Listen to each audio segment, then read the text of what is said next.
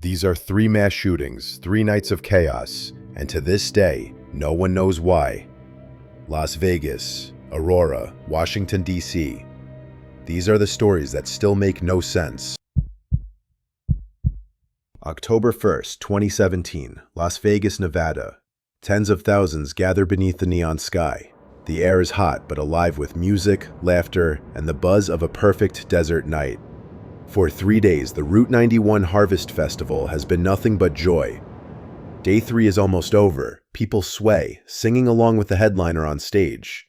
Phones glow in the crowd like fireflies. No one knows they have less than an hour left to feel safe. 10:05 p.m. It starts with a sound, like someone dropped a row of firecrackers in the distance. The crowd doesn't stop dancing. Some laugh, but then it doesn't stop. The music halts. People freeze. The sound comes again, longer this time. Pop, pop, pop, pop, pop. Rapid, precise. And then screams. Thousands hit the ground as one. Some think the speakers are exploding. Others think fireworks. But the truth is raining from above. It's on the outside, I promise. It's on the outside, honey.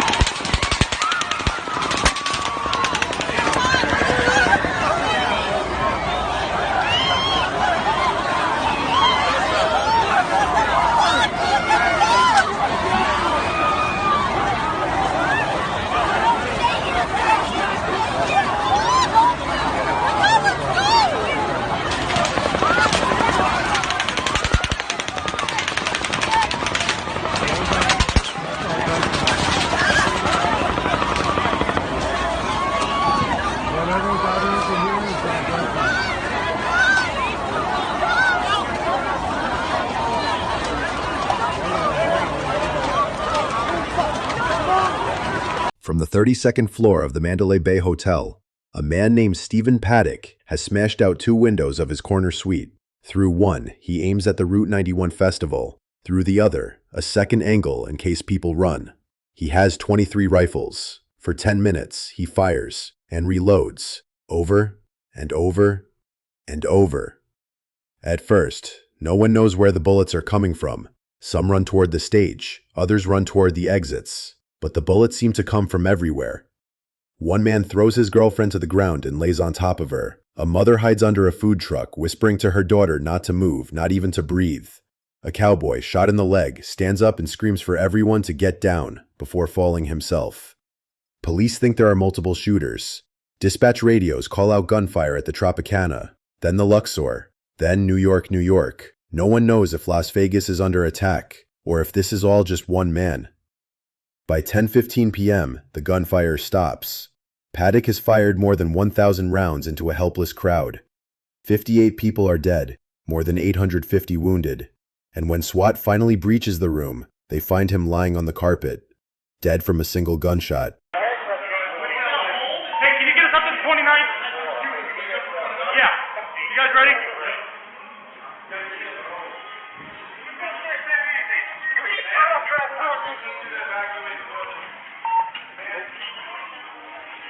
I think if we take it to 28, can we take the stairs? Yeah. There's 28. There's still. Okay, if anybody can get out on the radio, can we? Let's get.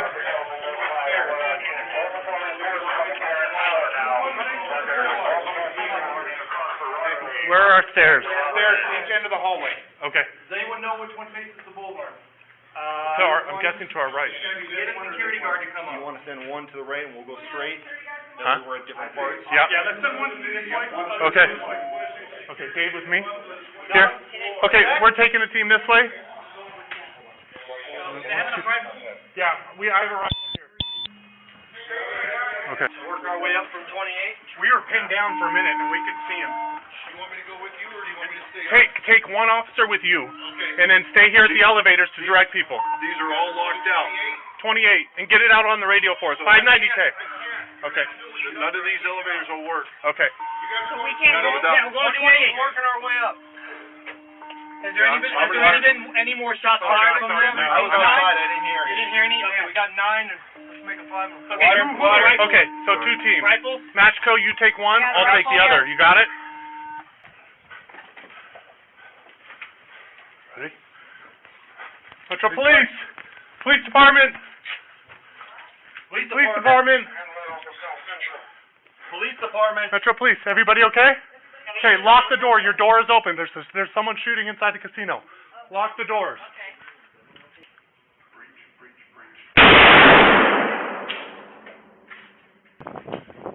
The door, Levi. At the door.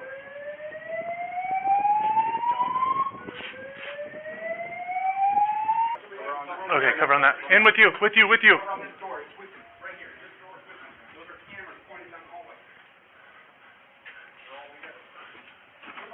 With you, with you. We're calling back on the scene to watch.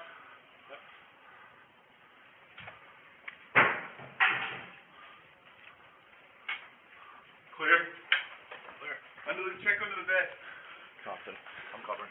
Watch these closets. Watch your back. I got that. You got it? Clear.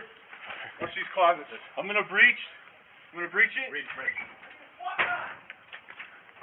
Move up. K9 coming out. Police coming out. K9 coming out. K9 Police coming out. coming out. Clear. Give me a SWAT guy. Hey, where you at? Wait. There. Just hold on that. Hold on that.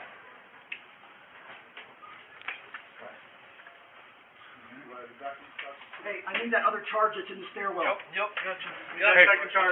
second charge in the stairwell.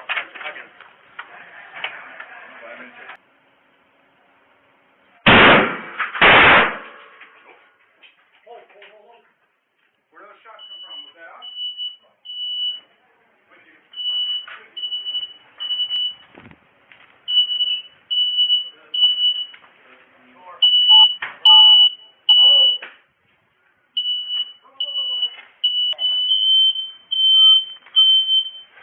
Everybody back out.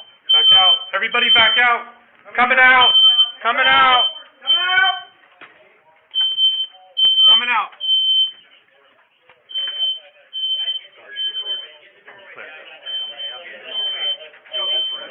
Okay.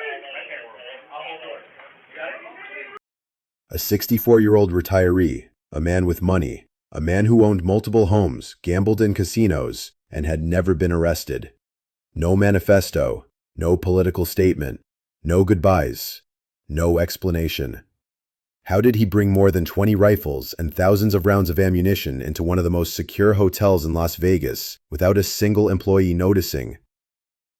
To this day, only fragments of that security footage have been released. Why won't Mandalay Bay show all of it? And what about the sound? Experts who've analyzed footage from the crowd swear they can hear multiple guns firing from different directions, overlapping bursts, different rates of fire. Yet the official story says only one shooter. In the days that followed, conspiracies erupted. Some said Paddock was a gun runner, selling weapons to someone that night, and when the deal went wrong, he was silenced. Others claim the attack was part of a larger plan, a coordinated assault covered up by the government to protect tourism in Las Vegas. Even stranger, Paddock's laptop, which might have held answers, was missing its hard drive. Wiped clean. Why? By who? And then there's the $100,000. Days before the massacre, Paddock wired a fortune to the Philippines where his girlfriend was staying. No one knows if that money was a gift or payment. By the time the smoke cleared, the Las Vegas Strip looked like a war zone. People hid behind trash cans. Bodies lay under the blinking billboards. Strangers carried strangers. And for hours, the city shook with a single, unanswered question. Why? Stephen Paddock left behind no motive, no confession, and no survivors in his suite to tell the world what really happened. Some say the truth will never come out. Others believe we already heard it, in the panic, in the gunfire, and in those strange, missing minutes that no one can explain. Las Vegas 2017, the deadliest mass shooting in American history, and the one that still doesn't make sense.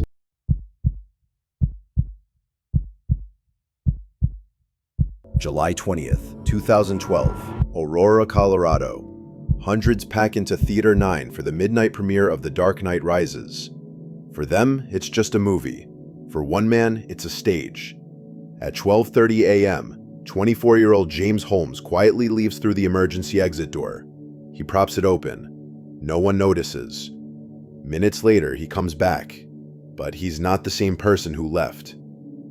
A gas mask, full body armor, a shotgun, an AR-15 rifle, 2 handguns, and tear gas canisters. He tosses the canisters into the packed room. At first, people think it's part of the movie. The screen is full of gunfire and explosions. But then, the smoke burns their eyes, and the real gunfire begins. For 90 seconds, Holmes fires into the crowd, row after row. People dive behind seats, trip over each other, push against the walls. The smell of gunpowder mixes with the chemical fog, and still, some think this is part of the show, until they see the blood. He shoots 70 people. 12 of them never get up again.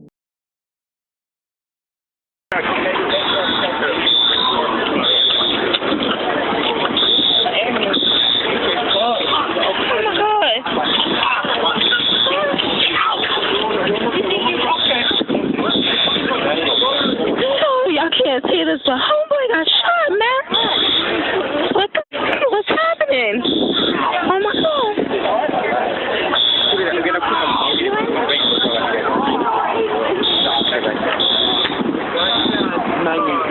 Why don't they have an ambulance? Ambulance is across the street. That's why they think there's paramedics over here. I don't know. Why are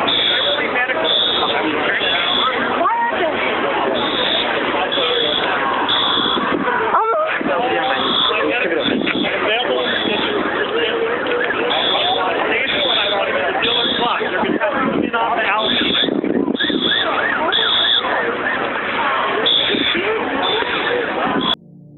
The first 911 calls flood dispatch. Officers arrive within minutes, but they don't know what they're walking into.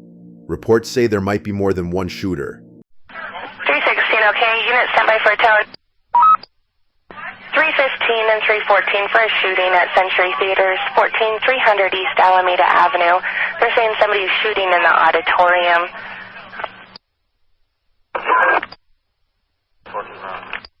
Units responding to the shooting, switch to or remain on channel 2. Channels back to normal. 315 and 314, there is at least one person that's been shot, but they're saying there's hundreds of people just running around. Lincoln 25, send me a whole bunch of available cars, all 3 districts. Copy. All available units respond to the theater. 316, okay. Cruiser 11, I'll be out. Cruiser 11, copy, on scene. Victims run out of the theater, covered in blood. Some collapse on the pavement. Then, something no one expects. Outside, by the back door, police find James Holmes, just standing there, waiting. He doesn't fight. He doesn't run. He calmly surrenders. Others scream for their friends who never made it out. Investigators head to his apartment. What they find inside looks like a Hollywood movie set. Explosives, tripwires, gasoline, devices designed to kill anyone who opens the door. The entire building has to be evacuated. Who taught him to make all of this? He wasn't a criminal, he wasn't a soldier. He was a brilliant neuroscience PhD student, a quiet man with no history of violence, no manifesto, no note, just a sudden, silent decision to become a killer. In court, he looked gone, hair dyed orange, eyes huge, unblinking, barely able to speak, like a puppet with its strings cut. Even the judge seems unsure if he knows where he is. Some say he was drugged. Others believe he was part of an experiment, a test subject in a program no one was supposed to know about. How else does a gifted neuroscience student suddenly buy thousands of rounds of ammo, body armor, and chemicals without anyone noticing? Why were early police radio calls talking about 2 shooters and someone letting him into the door? Why did he surrender so easily if his plan was to die a villain? For the survivors, that night never ends. A midnight movie turned into a nightmare. And the biggest question remains, why? Why this movie? Why that theater? Why anyone? James Holmes never explained. No letter, no speech, no motive, just silence. A silent man who turned a dark room into something far darker. Aurora 2012, a city left with scars, and a story that still makes no sense. September 16th, 2013. The Washington Navy Yard, one of the most secure military facilities in the country. Thousands of employees start their morning as they always do. Badge in, coffee, desks. They have no reason to think this day will be different. At 8:08 a.m., a man enters building 197. We got a report on the 4th floor, a male with a shotgun, multiple shots fired, multiple people down. We're still waiting for the okay that the scene has been secured. We have an active shooter on the 4th floor. I'll get you an update on the building location with several victims down. And at this time, I've requested the self-mass casualty bus from the district. We are on the scene, New Jersey, and M for the shooting. Place is transporting en route priority 1 to hospital 8. Can you also let the incident commander know that we have the victim at New Jersey and M? Like I said, we're en route to hospital 8, priority 1. His name is Aaron Alexis, 34 years old, a Navy contractor with a secret clearance, and in his backpack, a shotgun. For weeks, Alexis had been telling people that he heard voices. He claimed people were using ultrasound frequencies to control him, to send vibrations through his body. Police filed reports. The Navy knew, but nothing was done. This morning, those voices are louder than sea. He believed invisible waves were being used to torture him, and that this gun was his only protection. Police corner him on the 3rd floor. A firefight erupts, and then silence. By 9:25 a.m., Aaron Alexis is dead. How does a man with documented mental problems, who warned he was hearing voices, pass a background check to enter a top-security Navy base? Why was nothing done? And why, on that morning, did those voices finally push him over the edge? Some say Alexis was a victim of secret military experiments, used as a human subject for mind control. Others believe he was paranoid and untreated, a danger that no one stopped.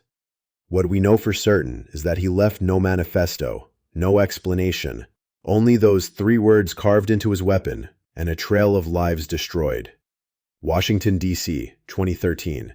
A man haunted by voices walks into one of the most secure places in America, and nothing could stop him. Sometimes the enemy isn't outside the gates. Sometimes it's already inside.